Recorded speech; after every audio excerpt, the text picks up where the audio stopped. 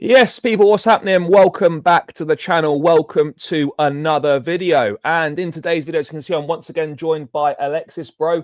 Thank you for coming. Great to have you back on again. Yeah, it's mad what's going on right now. There's plenty to talk about. Protest, fans. Obviously, the embarrassment of what happened on TalkSport with a Chelsea fan going on trying to talk about the protests, but instead trying to have a conversation with Simon Jordan about football finances was only going to ever end badly. But yeah, bro, first of all, how are you doing? You good? Yeah, I'm fine. Personal life's great. Football team, horrible, but we've been used to that for the last 2 years. So it is what it Yes. is. What about yourself, bro? Yeah, no, I'm good. I'm good, mate. Yeah, it's tricky on the old football front. But I mean, let's dive into it, mate. Obviously, there's a lot of discontent surrounding the ownership situation right now. Planned protests for the 25th for the Southampton game. Um, Talk to me. What are your views on that? What are your thoughts on it? Do you back it? Do you agree with it? Where are you standing with it? Because I know there's some people that absolutely agree with it. There are others that are kind of not so sure, and there's some people that don't agree with the principle at all. Where are you standing on it? So I'm very big on if you have an opinion, voice it, but make sure your opinion has some elements of logic behind it. Like I hate the expression in 2025, my truth. What does that mean? Like, in my opinion, it doesn't mean anything because it's your version of the truth. When in reality, there can only be one truth. You have an opinion. And if your opinion is that you're going to go and protest, be my guest. 100% be my guest. You're free to do whatever you want. My personal opinion is the protest doesn't have a meaning at the moment. I don't understand what we're protesting. I don't understand what we're fighting for. I believe if in the last 10, rather than winning three, we won six, this protest wouldn't be spoken of right now. There would have been no push to change the model. There'd be none of this because we'd be comfortably in Nottingham Forest position. And people will say to me, "Oh, you're saying a lot of ifs." But I just feel like this is triggered by the fact that we lost to Brighton twice. We've won three in our last 10.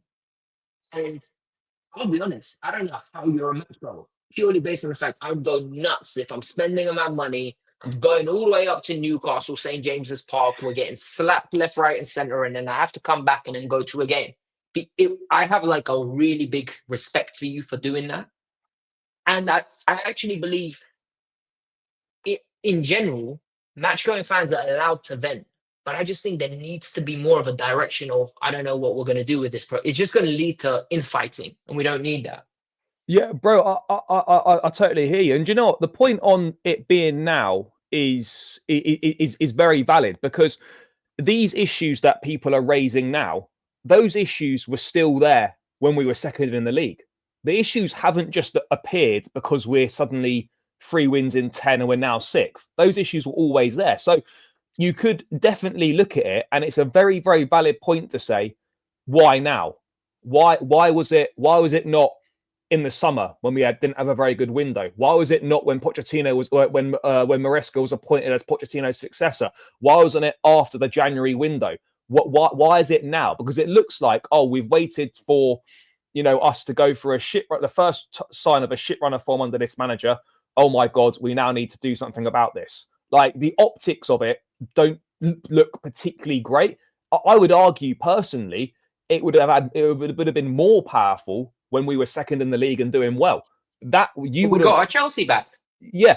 But this is where we lose credibility as a fan base because you've got at the Southampton game in December or whenever it was, you've got people chanting, "Oh, we've got our Chelsea back," and then you move sort of 6-7 weeks down the line, and those very same people are saying, "We want our Chelsea back." It was like, well, where are we, guys? What are you doing here? Like, you either think one way or you think the other way. Of course, your opinions can change when the facts change, but the facts have been the same ever since these owners come in almost 3 years ago. This is the model. They've made it very clear what they're doing. They're not budging from it. So why have people decided, oh, now enough is enough? Why wasn't enough not earlier on? I'm going to be very unpopular. I don't think the model is as bad as what people are saying, purely based on the fact that we run an under 25 model. Madrid run an under 25 model. My issue is the allocation of the resources. If you get me 3 players that strengthen the first team every summer, we will be a team that fights the top 4. You can invest in as many Brazilian kids, Uruguayan kids, Kenyan kids, Russian kids, any kids you want to strengthen the squad, Kazakhstani kids like we did the other day. I won't complain because I understand Roman did it for years. Jeffrey Brumer, Islam Farouz, Lucas Piazon. We can go and name these players. My issue is we've had 2 windows now where I'm Joao Felix's biggest fan, and I don't think he was needed. Like, do you know how wild that sounds, right? And what really annoyed me is you signed him only to let him go 4 months later, only for us to need him now. But you got a 5 million loan fee, so it justifies. Yeah, do you know what the biggest thing loan fee for Viega? Yeah, but do you know what the thing is with that as well? Like, I wasn't fussed that Felix went, but when you're letting players go, you need to bring someone in. So like you look at it, and I agree with you on allocation of funds has been poor. Transfer windows have not been good enough. Like, if you're going to let players go, right, you need to make damn sure that you're bringing replacements in, and you're at least leaving the January window with the same strength of squad as you entered it with. It is inexcusable for us to have left the January window and have a worse squad for the second half of the season. That shouldn't be allowed to happen. And then when you look at, you know, the likes of Villa strengthening, the likes of Man City strengthening, obviously Newcastle didn't really do anything, but you got teams that we're competing with all strengthening, and we've made ourselves worse, coupled with injuries and whatnot. And you could understand the frustrations with what's going on right now. But I mean, I think a lot of this protest business, for me, as I said, I support it. I'm behind it. I'll be there. But I feel as well, and a big worry of mine is that a lot of this from a number of fans is not coming from a genuine place. It's coming from, it's agenda driven. They're behind it, or they're doing it because it's their agenda rather than actually genuinely wanting better change for the football club. I agree. I'll be honest, I like Nuco. And I don't mean it in the sense that I think they're the perfect fan base. I think we had perfect. We had the jackpot and it got taken away from us. Roman wasn't like the most, he did everything meticulously. He was a fan that was investing in his passion. There's no club that was run like us apart from Real Madrid where you just fund stupid money. Oh, Lukaku, 100 million, get it done. Best striker, arguably top 5 striker in the world, get it done. So for me, when we got this ownership, one thing I just prayed for was, can they spend money? And everyone's like, oh, they have to spend 1 billion within 10 years, but they've done it within 3. They spent 1.1 billion within 3 years, meaning they have some sort of appetite to go spend money. My issue is get directors, even if we're working with the constraints that you're setting of an under 25 model, please select better players. Because Kwicha Kvaratskhelia is under 25, he's 23. Elise was your under 25. You went this year and broke the model. You got Mitusa, KDA, Joao Felix, and Neto, all close to 25, basically.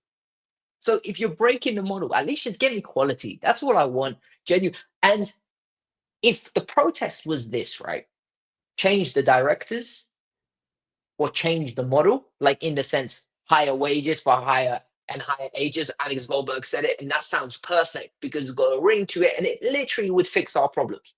I'm so behind it. I would literally be on my YouTube channel pumping that agenda out every single day. Guys, if we're going, let's protest. I'll join the protest in that situation. Like, I would come down, don't have a ticket for the game. I'll go into the pub and watch it in the pub.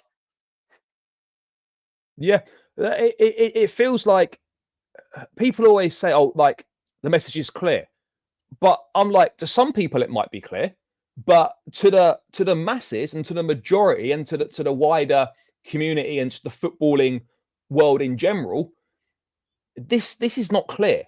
This is not clear to the masses.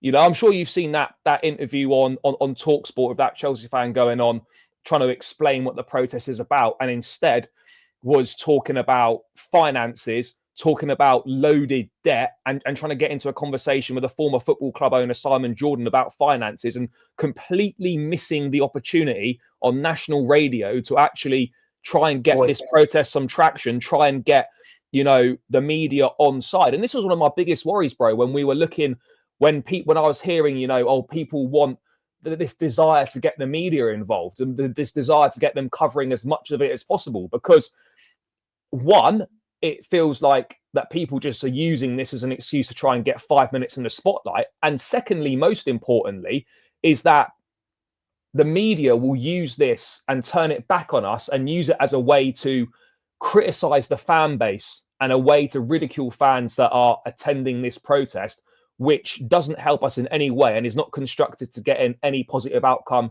from this protest whatsoever. So this was a massive own goal. And public speaking is difficult, by the way. I'm not coming on here claiming that I'm an amazing public speaker, but if you're going to go on a platform like that and you're going to be speaking to people like Simon Jordan, you need to come with facts. You need to come with a clear list of things you're going through, and do not get embroiled in a finances conversation, because unfortunately, the intentions might have been there. The guy loves Chelsea. That was embarrassing.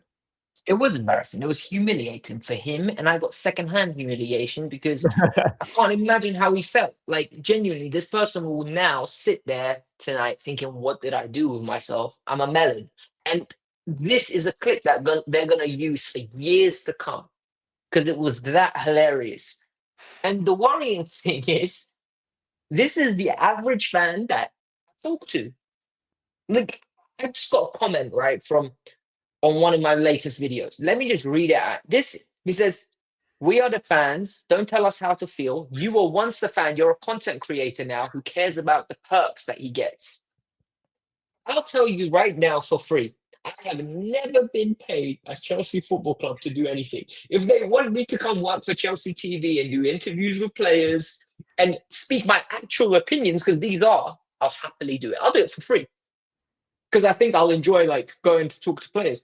But it's people are deluded. They think just because you have an opposing view, you're not entitled to it. And unless you are like some people saying Igbali needs to go. Do you think that billionaire cares? You saw Simon Jordan's reaction. What do you think Igbali's reaction is going to be? I don't care. And do you know what does it for me as well, mate? Two things, right? One, your point you just made there, right, is that me and you, by the way, we don't agree on everything, but we can have a conversation about things and be mature about it and exchange differing views. The worst thing that's happened to this fan base is this brown envelope and paid by the club gimmick. And we know exactly where it's come from. We don't need to mention where it's come from. We know where it's come from. Everyone knows where it's come from. This idea, right, that people cannot have nuanced conversation and cannot exchange differing views.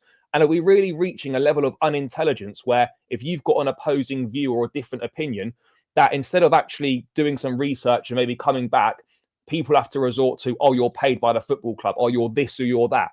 Is that what we're doing right now? Is this the level of intelligence that we're operating within the fan base? Like, it's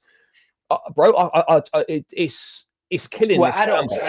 We're adults acting like adults acting like secondary school students. It's actually pathetic. There's temper tantrums being thrown out. People saying, and what I don't like is the embellishment of what is apparently the truth, and it really frustrates me. Like, for example, we're a mess. We haven't progressed at all this year.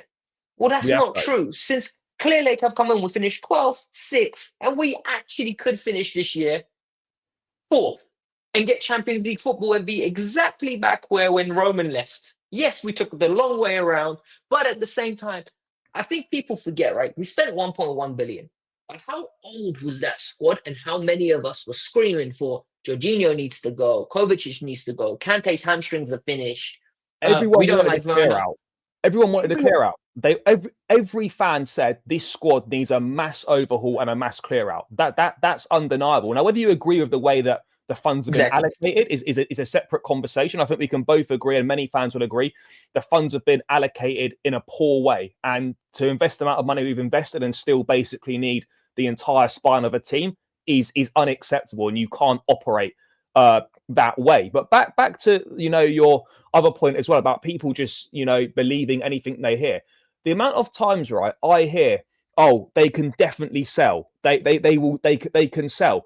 Oh, this 10 years thing is made up. I'm like, okay, if I've not looked into this in great detail, if you are telling me they can sell, please bring me the information which should be readily out there, which tells me they can sell. The reality is, right, that one, that information isn't really out there and it's not clear. And secondly, unless you've got access to maybe a handful of people that would be in the know, you've got absolutely no way of finding out whether that's true or not. So why are people peddling nonsense and coming with these half truths that they've got no evidence of whatsoever because they heard it somewhere and are then just running with it? Bro, no one's got any idea whether they can or can't sell or not. So it's more powerful and more honest just to say, do you know what? We don't know this. It's like people are going to be so disappointed, right, when this protest comes and goes before the Southampton game and nothing and they don't get the desired outcome they're looking for. You know, there's a Chelsea fan on that has a huge platform, a massive one, over 200K followers, right? On Twitter, or X as it's called now. And they said something, and I was like, this is not a serious protest. He said, it's almost a good thing that we're playing Aston Villa and we won't win, because I don't know how many people will turn up if we win that game. And Not so, serious. what are we protesting then? If Villa 3 points are going to define the protest, right? And the turnout of the protest, it's not a serious protest. It's a waste of time. And it's exactly what I'm saying. Come back when we properly want to protest. Come back when the season's done, and we know exactly what our fate is. Because I hate to spin this into football. Villa this weekend. I don't rule out that these players get some sort of, ego twist of, hold on, this is embarrassing. What happened to us at Brighton was disgusting. We need to step up. They go to Villa. They beat Villa. Villa play today. It's 3 games in 7 days. Who knows, right? We can beat Villa. And then all of a sudden, Leicester and Southampton at home. If we get 9 points, we are going to be in such a different situation where people are going to be saying, bring on Arsenal, bring on Ipswich at home, bring on Brentford. And it's a completely different shape. This is why I'm saying results are going to be pivotal. And this is where the manager needs to earn his bacon and start managing the squad he has. Yeah. But you're right, though, in terms of if people are serious about this protest, results are irrelevant. Results are totally irrelevant in this protest. I think I've seen that same thing you're referring to. If people are genuinely saying they're going to turn up to a protest if we don't beat Villa, but if we do beat them, then I'm not that fussed. The whole thing is doomed to fail from the off. I don't know if any of this is backed by the supporters' trust, if it's backed by anything like that. I'm not saying it has to be, but it would be a lot more powerful and it would get a lot more traction if it was backed by those fan groups or by people that have actually got direct links to the football club. Because right now, optically, what it looks like is content creators online, which is fine. I've got no issue of content creators pushing the sort of giving it the initial push, trying to give it a bit of a boost and a lift off. But right now, it looks like content creators trying to feed their own agendas and get something going. I'm not saying that's what's happening or that's what the message behind it is, but optically, if you're looking in at how this protest is being formed, then you look at it and you would think these guys are just trying to push this to fuel agendas rather than and it's optically it doesn't look very good. It doesn't look very good and it's unorganized. Like, I don't understand what people want to accomplish. And there's another thing that just came in my head, right? For people to say, sell Blue Coat, who are we going to get if we sell Blue Coat? Like, have a guess. What nationality of owners are we most probably going to get? Americans, right? 11 out of the 20 are Premier League owners are American. So we're most probably going to get another American owner or like some sort of hedge fund or some sort of billionaire that wants to make money out of us that's going to do the exact same thing as our owners are currently doing. Look at Liverpool. They've got a wage cap. They're trying to get rid of Salah, Van Dijk, and Trent. They're giving them small wages to get rid of them. They're all on the final years of the contract. Arsenal, close to a title, investing 75 million net. They're not serious American owners. Like we've got owners that want to spend. And another thing, if you don't want to leave Stamford Bridge and go to a bigger stadium, and this is where the CPO comes in, Get ready for Cobham Graduates to be sold, for this Cassidays to be bought and sold, Viegas to be bought and sold. It's going to continue because they have to generate Making up the no income from revenue, isn't somewhere. it? Yeah. Like, someone said to me, what did they even do with Cassidy? It was such a waste of a signing. Are you kidding me? Cassidy cost 11 million. He went on 2 loans, which got loan fees they didn't pay wages for. They sold him for 12, and now they have 25% of any future sell-on fee. And he's a high talent. He'll most probably move to an Atalanta or an AC Milan. They're Yeah. going to generate close to 10 million. And for them, that's the difference of having a bigger stadium or for one match day. Yeah, no, bro, I hear you on that, and I think, you know, again, people talk about getting the owners out, right? That's look, people would, as an end game, people would love that, of course, and like, do you know what makes me laugh, right? Again, going back to that selling thing, you know, when you ask people, "Where's your evidence?" and they just go, "Oh, but no billionaires would ever tie themselves into something for 10 Such a years," stupid expression. and I'm like, well, hang on a second. None of us are ever going to be billionaires. So why are you pretending that you know how billionaires think and operate? You've got absolutely no idea. You're just making a presumptuous point of thought to try and back up what you're saying. Why am I seeing Chelsea fans trying to become financial experts? Why am I seeing Chelsea fans pretending they know how billionaires think? Why am I seeing fans making stuff up? Guys, if you don't know something, it's okay. It's not a problem. Or if the information's not out there, it's fine. It doesn't make you any less of a. It doesn't make you any less of a fan. It doesn't make you any less of a person. Like the fact that we're seeing so much misinformation spread out there is mental, and the fact that this interview on Talk Sort of that Chelsea fan is probably the most united the fan base has been in terms of this protest, sort of sums up kind of how it's going right now. I mean, ultimately, I actually don't think, personally, I don't think the fans actually care who owns the football club. If they turned around tomorrow and said, right, we're going to change the model, we're going to go and get some winners, we're going to go and get some experience, we're going to do X, Y, Z, what we want, people will be happy for them to stay. This isn't about, for me, this is not about who owns the football club. This is about the way that the football club's being run rather than the actual people in charge. So people can say, oh, you know, and I agree to an extent, they've not shown that they're prepared to be flexible and change the model. I get that. So we want to get them out. But have we tried putting any pressure on in a sustained way through protest to get them to change the model? That's not even been tried yet.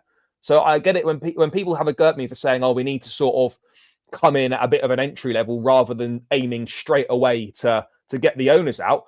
That's what I mean. If you're going straight for the top, gunning for the top straight away, you're going to be disappointed. If you actually go in with a reasonable aim, and a reasonable aim and more achievable aim is to influence change in the model, because let's be real, these guys are going nowhere. You're not going to get the owners out with a couple of protests.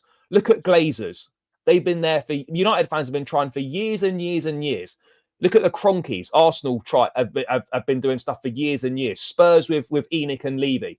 Do we honestly think, as a fan base, that after 3 years of this ownership, a few little protests are going to get them to sell up? Guys, come on. Why would they leave? Why? Well, this is the argument. They're billionaires that don't care about us. They just want to 10 games. As long as the games go on, as long as these billionaires have an asset, because that's what Chelsea is for them, right? It's an asset. As long as the possibility of going into the Super League exists, they're going to treble their money. It will literally become like an NBA franchise where they'll have a toy that one billionaire one day is going to say, you know what, I'm buying it. I'm buying Chelsea, and the reason I'm buying it is because I want one of 30 things like this in the world, and that's literally what it's going to be. That's what NBA franchises have become, and sadly, football's moving in that direction. I will say one thing though.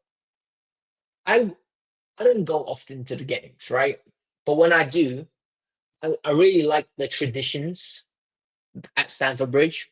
So I can really understand when, if you're a season ticket holder and you go regularly, if you see things changing in front of you and it triggers you, I get it. Like, for example, the DJ, I don't like that. Mad. What's that about?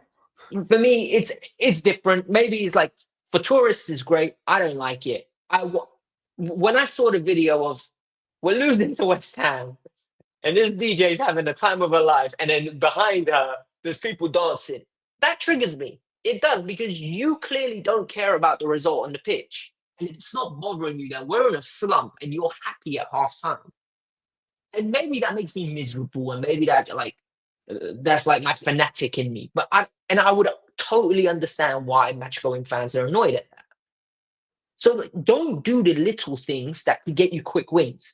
Hiring the rugby guy.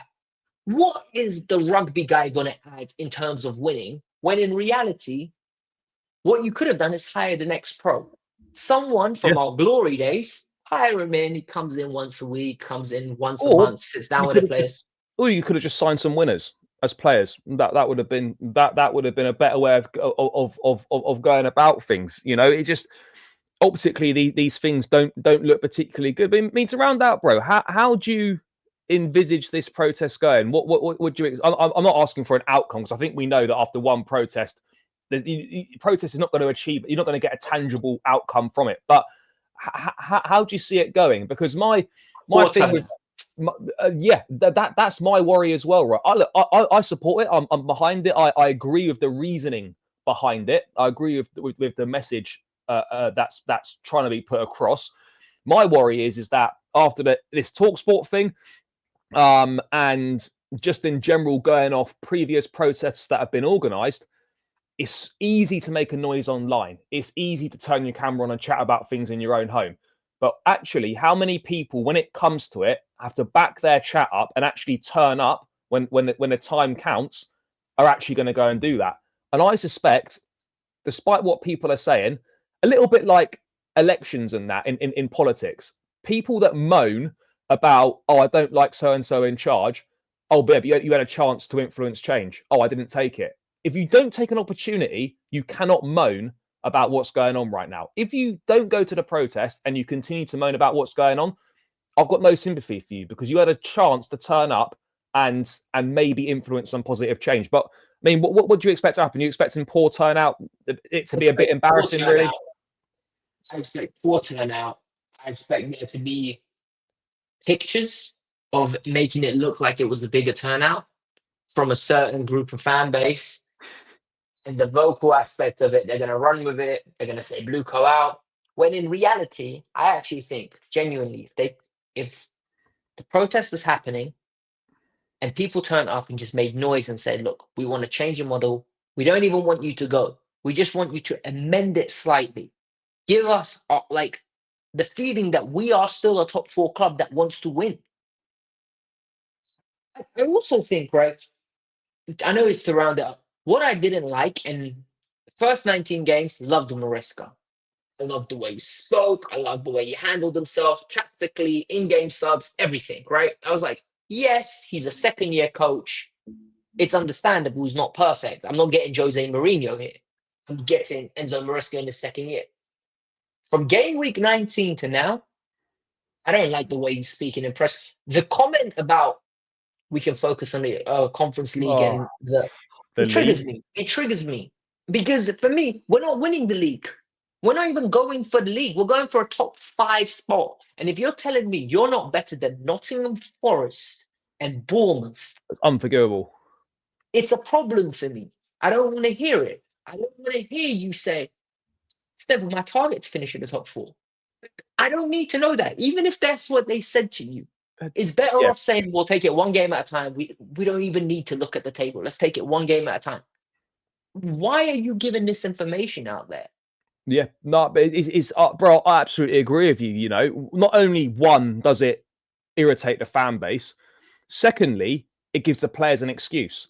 It's like, Yeah, oh, you know, top four's not the target, so it doesn't really matter if we're losing these games because we weren't expected to finish in this position in the first place. Like, and again, it goes back to the top. It comes down to standards. Like, you cannot be Chelsea Football Club and go into a season saying the top four is not the expectation.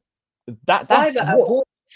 Bournemouth, private at Bournemouth the other day when they beat Newcastle. They asked him. I watched it on TNT, and they said, "Do you think you can make Europe?" He's like, "We're ambitious players. We've got an ambitious manager.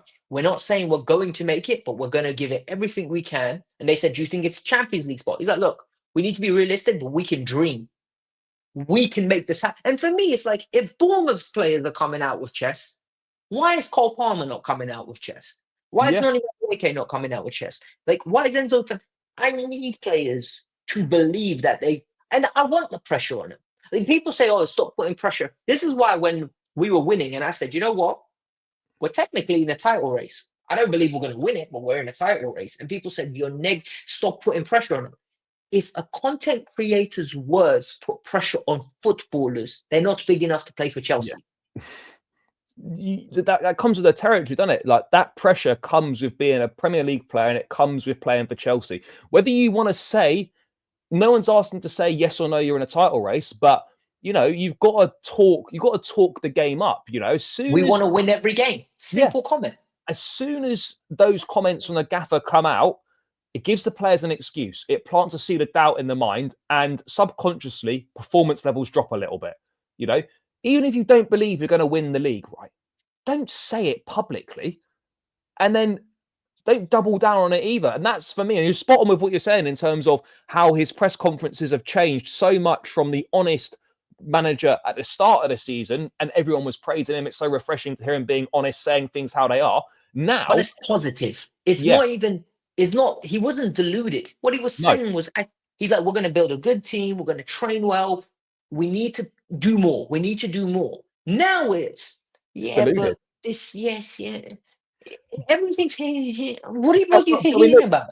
But we know he's lying, though. We actively know that he's lying, right, in press conferences now. And I understand he's in a difficult position, because now you're seeing him kind of wheeling out the club line. "Oh, yes, I was happy with the January window. The plan was always to keep in Kunku. No, I didn't want to strike." Like, all things that we know are absolutely not true. Now, I'm not telling my manager to come out and say, "Oh, the January transfer window was shit and we wanted to get rid of this player, but we couldn't get rid of him." I'm not. It doesn't need to be like that. But God, let's not lie, because it's another thing. It just makes the people feel that the club are trying to make the fans look stupid, and like that is a valid criticism. But the manager's got to do better. Yes, we could acknowledge that the problems are greater than him, but he is part of the problem right now, and he is the only guy. He is the only guy right now who can do anything to solve the problem between now and the end of the season. So, as much as we can blame the ownership and criticize the sporting directors, 100% true. They are not doing the team talks. They are not setting the team up. They are not doing the formation. They are not, out on the pitch. The manager's got to come up with solutions. He's got to do something different. And the pressure should be on him, because if we don't get Champions League football, I don't want a managerial change. I don't want to sack this manager. But based on the standards that you set, when you sacked Pochettino last season for not making Champions League football, if you then 12 months later keep a manager despite them not getting Champions League football, what are we doing here? And you know what's really annoying as well? We should be talking about the Villa game. And it feels like an afterthought. It feels like it feels like a foregone conclusion that we're going to lose that game. When in reality, why can't we beat Aston Villa? Ipswich drew with them 1-1 with 10 men. Yeah. Why can't we go organize? And that's the other thing. Why can't he get his defense organized and we hit teams on a counter attack? You've got players that can run quick, that can break on people. Why do we have to dominate possession every game? Sometimes you've got injury problems. Let's play ugly. Yeah. Bro, I hear it. Do you know what? Like, we've not kept a clean sheet since that Everton game before Christmas, and we've had one clean sheet at home all season. Like, these are things that I'm looking at throughout a season. Clean sheets all year. Yeah, these are things that I'm looking at, and I'm thinking, right, what's going on here? Are we improving in certain areas? Certain areas, yes, but since the start of the season to this point in time now, we have not improved defensively. We haven't improved defensively. Like that. That's you can't question that, because the numbers don't lie. The amount of clean sheets, the goals we're conceding. Have we improved in an attacking sense? No, we've got worse in an attacking sense from earlier on in the season. Now, that can be circumstantial. That can be we're missing players. That can be lack of options and whatnot. But again, you need to cut. This is your job. You are paid to come up with different solutions to try and get more out of these players. Just doing the same thing every single week and hoping it's going to correct itself, that's not coaching. That's not management. That's just sitting there and being stupid and just hoping for the best. You've got to do something different. You know, I looked at Arteta, for example, against Leicester. They've got attacking players missing Arsenal. He puts Mourinho up front, just tries it. They get 2 goals, it works. It's not going to work every single week, but do something different. Maresca, try something different. This new breed of manager seem to be so set in their ways that even if a game is crying out for something a little bit different that deviates away from plan A, they refuse to do it. They'd rather sit and watch 90 minutes of plan A not working than try an alternative, chuck a defender up front, go long ball, try and make some stuff happen. And that's where I'm looking now. I'm like, look, you might not like the options you've got. You need to do something different. You've got a Christopher Nkunku. He's not a 9. You know that he doesn't work in the system how you're doing it. If I see you play Christopher Nkunku again as a number 9 in the same system, then I'm looking at you and I'm asking serious questions about you, because you might as well send the team out with 10 men. I said the other day, right? This is what I would want him to try. I don't know whether he's gonna try it. I would want Cole Palmer in the 10, Nkunku on the left, tucked in. Let Kukurea hold the width. Don't tuck your fullback in. And you play at 9, Neto. He did it for what's it called, Wolves, when they had injuries. You push back a bit and just make him do all those runs that he does. It's got that threat in behind as well, yeah. Threat in behind, and you all of a sudden, you have Cole Palmer just threading balls through. Neto's not a useless player. What he's useless at is getting someone one-on-one, beating him and going into the box to take a shot. That's the problem. Like, and Sancho, move him to the right. He's not quick enough. He's not agile enough to get separations, to get shots off. He's better at crossing the ball. Yeah, I hear it. Things have got to be mixed up. They have to be, because if you just do the same stuff, then we're going to get the same results. I mean, look, I'm not saying that we won't beat Southampton and Leicester, but you know, these big games that we need to be winning, these teams that we're competing with in and around, we need to find a way of winning. And right now, for me, I watch what we're doing, and I don't really see much changing. There's literally, the worst thing is there's hardly any different things he can do. What we just mentioned there is one of the only things he can do. He can literally play one of the wingers as a false 9, and that's the only other option. That's literally it. You either carry on what you're doing, or you play a winger as a false 9. Yeah, or you play Shim Maheka, the 17-year-old kid coming off the bench. Like, he's the only other striker. Do you want to hear something hilarious? The EPL 2 top goal scorer plays for Chelsea. He's got 6 months left on his contract, so he won't be allowed to play for the first team. Yeah, bro. Yeah, exactly. They like, even in the midst of an injury crisis, they'll still do that nonsense about like, oh, we don't want him to play. It's like, guys, he's nearly 20 years old. He's built like a tank. Give him a chance. If he bangs, give him a new contract. He'd be crazy not to sign to stay at Chelsea.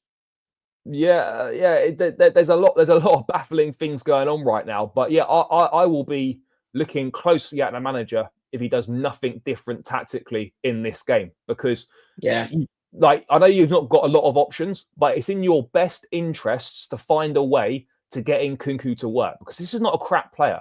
On his day, in his right position, this is a top quality footballer. You might not want him at the football club. He's probably going to leave in the summer, but you've got him for the next 4 or 5 months. You need to find a way to use him, which gets the best out of him. Because if you can do that, that's going to massively help our chances of qualifying for the Champions League. Agreed. If you don't, and you continue to do what you're doing now, forget it. So wrap it up. Quick question. Yeah. Do you think we make top 4 or top 5 to make Champions League? I'm going to stick with what I said. At the start of the season, I said yes. However, as soon as the January window closed, I changed my mind and I said no. And I'm sticking with no, because of the form that we're on, because of what's happened to the squad, the injuries, and I just don't think we're good enough to beat the likes of City or Newcastle. I just can't see it. So I'm saying no, but I would love to be wrong. So my hope, and this is why I think we will, is because City and Newcastle can make it and we can still finish 5th. In my head, we need to finish ahead of Forest, who are 4 points behind and have a horrible run coming now, and Bournemouth. And if you can't finish ahead of those in a 13-game spell, you don't deserve Champions League. That's the way I look at it. Yeah. So I'm just hoping now we somehow get 7 points from the next 3 games, and then reassess, and then hopefully we're closer to Jackson being back. Jackson should be back in 6 games. I can't believe our whole season resides on Jackson should be back, and hopefully Gil recovers. Yeah, bro, it's mad. But this is what happens when you don't plan properly. Like this Do is you what think happens. this will change? Potentially, it'll give them like a little kick up the backside to get business done quicker. I hope. Like, because I hope. these directors might be under pressure now. Like, oh, we need to get the striker in quickly, and I we need to hope make so, sure we're mate. not in this situation. I Yeah, mean, this. I hope so, but I have to be honest. Given based on the evidence we've seen from the last few windows, I can't confidently sit here and say I think they're going to do that because the evidence has shown us that they won't. But we're hearing that Chelsea put in loads of groundwork in the January window. They had conversations about X, Y, Z, and whatnot. This is the lap. Give me a break. I like the kid. I think he's a good Bro, footballer. I But think if we got we're counting our life on the lap, yeah, bro. I think we have to be honest. That's the most likely one to come, and then it goes back to the thought process again. I think literally for me, we're looking at Delap, Sesko, maybe Gyökeres might be in the conversation, but when it comes to it, he definitely would pick other clubs over us, unless they maybe go back in for a Samu or there's someone obscure that we've not heard about, which is very possible. Then we are looking at Delap or Sesko. And Sesko, I think if Arsenal are genuine about Sesko, they've got a much better chance of getting him than we do. I'd rather So, get the lap. so we're looking at Delap, and I think I like Delap. He's got good qualities, but is a strike force of Nicholas Jackson and Liam Delap actually taking Chelsea to the next level? We have to be honest. It's not.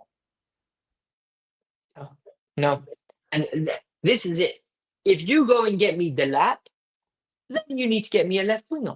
You need to get me a contributing goal scoring left winger. Tell you what, bro. Lookman's expected to leave at Oh, Atalanta in no, the no, no, summer. no, no, So you thank you. don't No, like no, him? no, no. Don't like him? I think he's a good player, but I'm going to tell you the exact same thing. What my wingers are going to be Lookman and Neto, or Lookman and an 18-year-old Estevao. Can I Yeah. get some genuine quality? Like someone that I can believe will come in and hit the ground, or someone that I believe in a year you're going to be world class, not 4 years.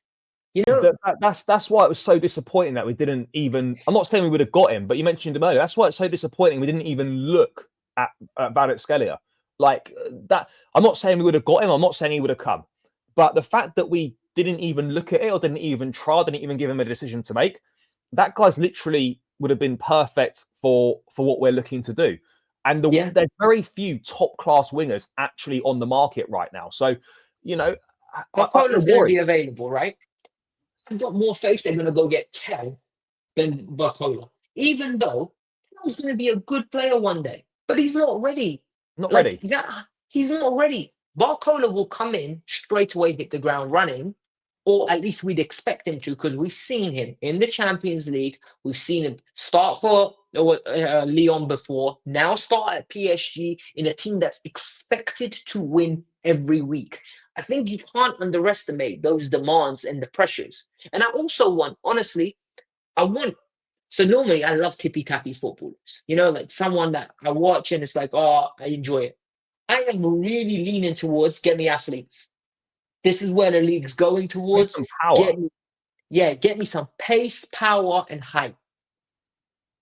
And I feel like if they're not 6 foot in summer, I don't want them signed, because we genuinely need 6 foot or taller at the moment. Yeah, but that's what we're lacking though. Like, I'm not saying you need a whole team of them, but you need a few of them in there. You need that pace, power, physicality. Like I'll just quickly make this point, but like we spent quarter of a billion or 250 mil or whatever it is on two midfield players that don't have a physical profile, don't have a goal scoring threat really, and don't and lack height. Yeah. And what's really like eye-opening for me is the fan base's expectation at the moment, and this actually blows my mind, is, oh, Santos will be back next year. Okay, cool. Santos is a good player. But so Enzo Caicedo, Santos, Lavia. Okay, no problem. Put Leslie Ogochukwu in there, you get your height. Yeah. We've got a good 5. When Lavia gets injured, we've got 4. Perfect. But how are we so excited about Estevao and Pais when in reality, right, I need first team They're not guarantees. they're not ready to improve the first team. Paez will probably go on loan, and to expect Esteval at 18 and with a slight frame to come in from Brazil, a completely different league, a huge change in his life as well, moving to England. It's unfair and unrealistic to put that much pressure on a player. We need. I wouldn't even be against sending him on loan.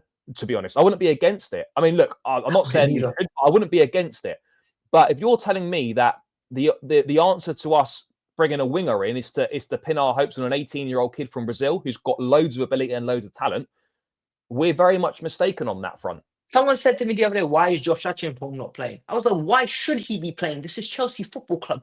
What 18-year-old centre-half who weighs 70 kilos most probably should be playing for us? Like, it blows my mind, right? So everyone's like, oh, blood the youth. We're not 12th. We're fighting for Champions League. We need to get results. And these players need to turn up. They need to turn up. They have to, bro. It literally is now Conference League or bust for us, really. Like that's all that's left on the table. And Club World Cup. And Club World Cup as well. Maybe we can pull something out of the bag there. But yeah, we'll round it out here. Could chat for ages. But bro, thank you so much for coming on. Let the people know where to find you. Guys, find me on the Kafka's You. I'm like 700 away from 40,000. And I've been stuck chasing that number for a long time. So I'd really appreciate it if you guys help me out. But no, thank you for having me on. Genuinely, really enjoy talking to you. Nah, bro, it's a pleasure. Guys, make sure you subscribe. Channel will be tagged in the title. Go and show Alexis some love. Loads of great content over there. Help him get towards that milestone. Please smash the likes, guys. Leave your thoughts in the comments. No brown envelope comments there. If we can avoid it, that'll be lovely. And yeah, we'll catch you again in another one soon. Cheers, guys.